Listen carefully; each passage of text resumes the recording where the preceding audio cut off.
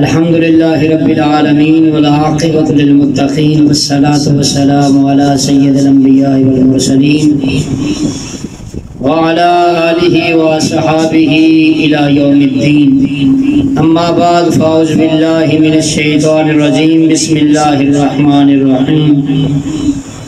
عن عمر بن الخطاب رضي الله تعالى عنه قال بينما نحن عند رسول الله صلى الله عليه وسلم ذات يوم إذ طلع علينا رجل شديد بياض الثياب شديد سواد الشعر لا يرى عليه أثر السفر ولا يعرفه منا أحد حتى جلس إلى النبي صلى الله عليه وسلم فأسند ركبتيه إلى ركبتيه ووضع كفيه على فخذيه وقال يا محمد أخبرني عن الإسلام.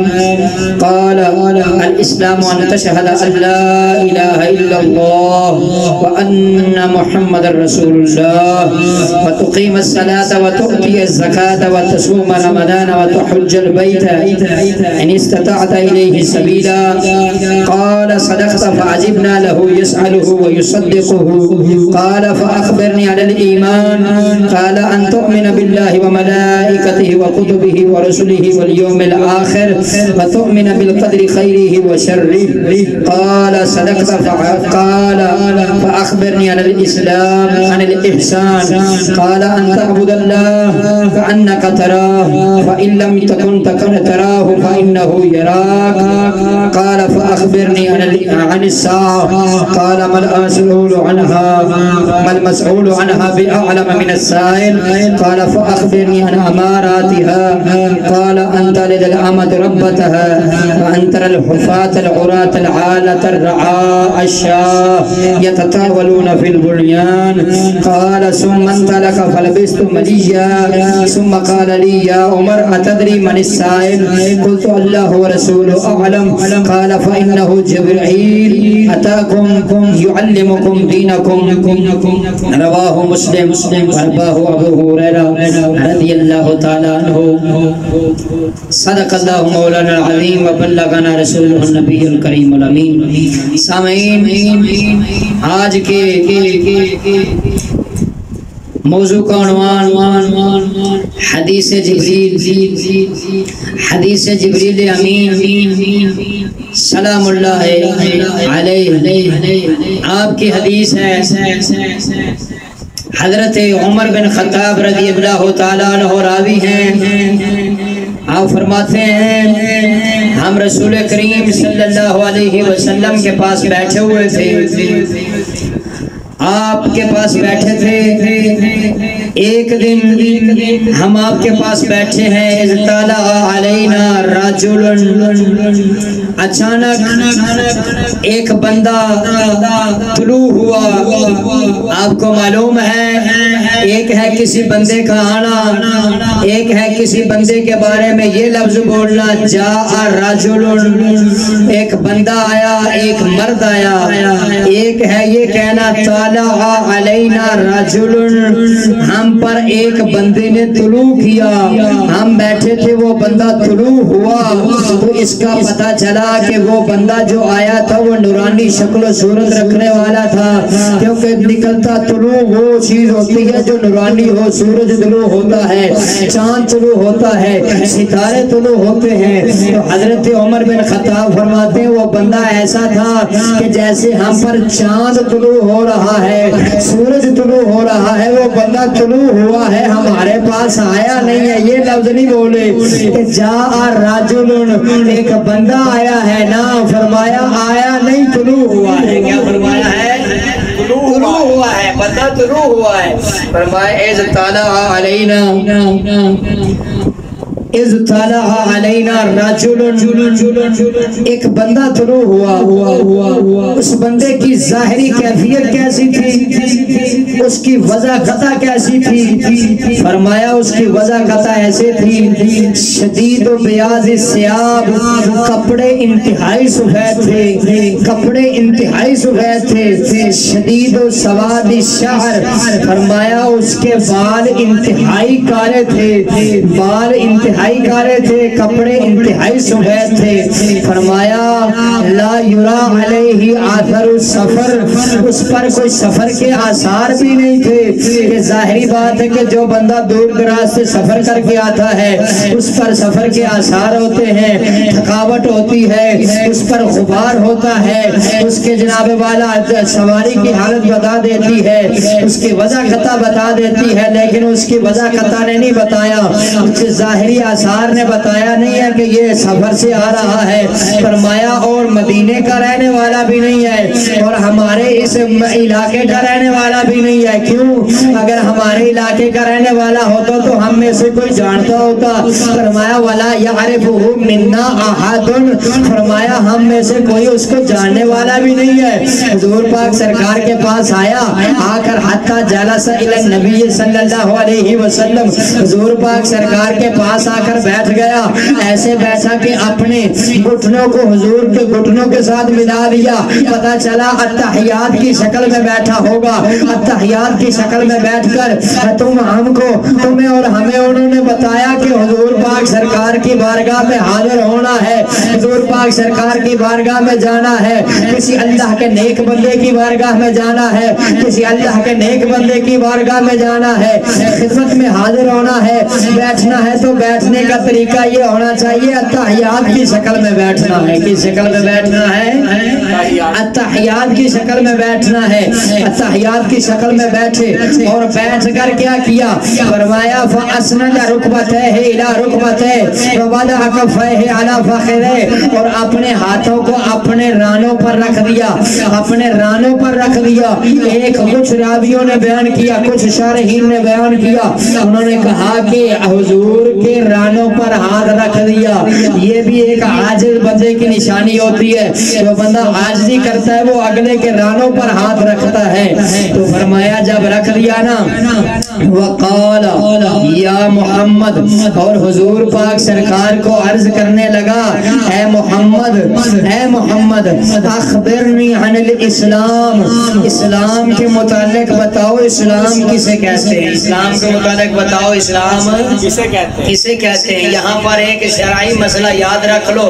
اللہ تبارک و تعالیٰ نے قرآن پاک میں حکم فرمایا، فرمایا یا ایھا الذین آمنو، فرمایا اے ایمان والو لا تجعلوا دعاء الرسول بینکم کا دعاء بعضکم بعضا، تم نے اللہ کے رسول یعنی محمد الرسول اللہ صلی اللہ علیہ وسلم کو ایسے نہیں بلانا جیسے تم ایک دوسرے کو بلاتے ہو۔ کیا مطلب؟ جیسے تم ایک دوسرے کا نام لے کر پکارتے ہو، بلانا ہو اے فلاں، اے فلاں، اے زید، اے عمر، اے بکر، اے فلاں، ایسے نہیں بلانا میرے حبیب کو، اپنے رسول کو ایسے نہیں بلانا، بلکہ حضور علیہ الصلوۃ والتسلیم کے معجزات، حضور کی شانوں، حضور کی رفعتوں اور بلندیوں میں سے ایک رفعت اور ایک بلندی یہ ہے قرآن کا مطالعہ کرو، الحمد سے لے کر والناس تک پڑھتے جاؤ۔ اللہ تبارک و تعالیٰ نے پہلے نبیوں کا جہاں بھی ذکر کیا اور ان نبیوں کا نام لے کر پکارا ہے۔ کہیں اللہ فرماتا ہے وَاذْكُرْ فِي الْكِتَابِ إِبْرَاهِيمَ، کتاب میں ابراہیم کا ذکر کرو۔ کہیں اللہ تبارک و تعالیٰ فرماتا ہے وَاذْكُرْ فِي الْكِتَابِ عِیسیٰ، کتاب میں عیسیٰ کا ذکر کرو، کتاب میں موسیٰ کا ذکر کرو۔ کہیں اللہ تبارک و تعالیٰ فرماتا ہے یا یحییٰ خُذِ الْکِتَابَ بِقُوَّةٍ، اے یحییٰ کتاب کو طاقت کے ساتھ پکڑنا ہے، مضبوطی کے ساتھ پکڑنا ہے۔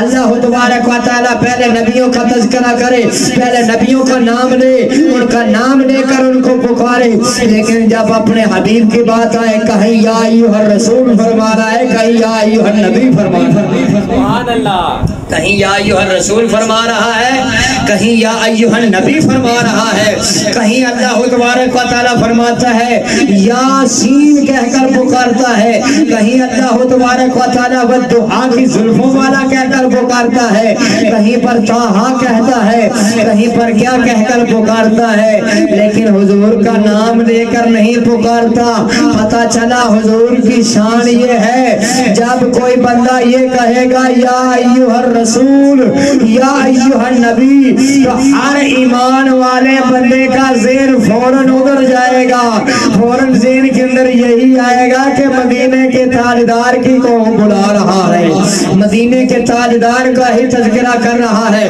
اور کسی کا تذکرہ نہیں کر رہا. تو شریعت مطہرہ کے اندر قرآن پاک نے بتا دیا کہ تم نے ایسے نہیں بلانا جیسے تم ایک دوسرے کو بلاتے ہو. تو یہ جو بندہ اللہ کے رسول کی بارگاہ میں آ رہا ہے, آ کر اللہ کے رسول سے کوئی سوال کرنا ہے, اس نے سوال کرنے سے پہلے کہتا ہے یا محمد. کیا کہتا ہے؟ یا محمد. تے حضور نے روکا کیوں نہیں ہے؟ حضور نے روکا کوئی نہیں. ایک بار یہ حضور نے روکا نہیں, دوسرا قرآن کی مخالفت کی ہے. کس کی مخالفت کی ہے؟ قرآن کی مخالفت کی ہے. قرآن فرماتا ہے تم نے ایک دوسرے کو جیسے بلاتے ہو ایسے ہمارے رسول کو بلانا نہیں ہے, ایسے ہمارے رسول کو نہیں بلانا. جب قرآن فرماتا ہے تو یہ تو قرآن کی مخالفت ہو گئی. تو اس کے شارحین نے دو جواب دیے. کتنے جواب دیے ہیں؟ دو جواب دیے ہیں. ایک جواب یہ دیا کہ یہ جو آیہ مبارکہ ہے قرآن پاک کی کہ تم نے میرے حبیب رسول کو ایسے نہیں بلانا جیسے تم ایک دوسرے کو بلاتے ہو. فرمایا اس آیہ مبارکہ کا نزول اس حدیث کے بعد میں ہوا ہے, اس لیے حضرت جبریل امین نے نام لے کر پکارا ہے, وگرنہ حضرت جبریل امین کو پتہ ہوتا, نزول پہلے ہو چکا ہوتا. حضرت جبریل امین وہ جو آنے والا بندہ ہے, اس آنے والے بندے نے قطعاً بھی حضور کا نام لے کر نہیں پکارنا تھا, قطعاً بھی حضور کا نام لے کر نہیں پکارنا تھا. دوسری بات یہ کہ اگر بالفرض آیہ مبارکہ پہلے نازل ہو چکی ہے تو وہ آیت مبارکہ جو نازل ہوئی ہے نا وہ جنوں اور انسانوں کے لیے نازل ہوئی ہے, فرشتوں کے لیے نازل نہیں ہوئی. فرشتے مکلف کی شرح نہیں ہے, تو لہذا حضرت جبریل امین فرشتوں میں سے, لہذا ان پر یہ لازمی نہیں ہے کہ وہ حضور کا نام لے کر نہ پکاریں. وہ نام لے کر پکار سکتے ہیں, اس لیے انہوں نے پکار دیا, اس لیے انہوں نے پکار دیا. تو سوال کیا کیا؟ سوال کیا اخبرنی عن الاسلام, اے محمد اسلام کے متعلق بتاؤ, اسلام کسے کیسے, اسلام کسے کیسے. حضور پاک سرکار نے فرمایا ان تشہد ان لا الہ الا اللہ وان محمد رسول اللہ. فرمایا پہلی چیز یہ ہے اللہ کے عبادت کے لائق ہونے کی گواہی دے اور محمد کے اللہ کے رسول ہونے کی گواہی دے. یہ گواہی دے وتقیم الصلاۃ, اور نماز قائم کرے. فرمایا تو نماز قائم کرے, وتؤتی الزکاۃ, اور تو زکوٰۃ ادا فرمائے. وتصوم رمضان, اور رمضان کے روزے رکھے. وتحج البیت ان استطعت الیہ سبیلا. فرمایا اور حج کرے, حج بیت اللہ کرے, اللہ کے گھر کا حج کرے. اگر تجھے راستے کا سامان تجھے مہیا ہے, راستے کی امان تجھے مہیا ہے, اگر تو طاقت رکھتا ہے راستے میں جو بھی سامان خرچ وغیرہ کرنا ہے, راستے کا امان تجھے ہے, تو فرمایا کہ تو یہ کام کر, یہ اسلام ہے. یہ کیا ہے؟ اسلام ہے.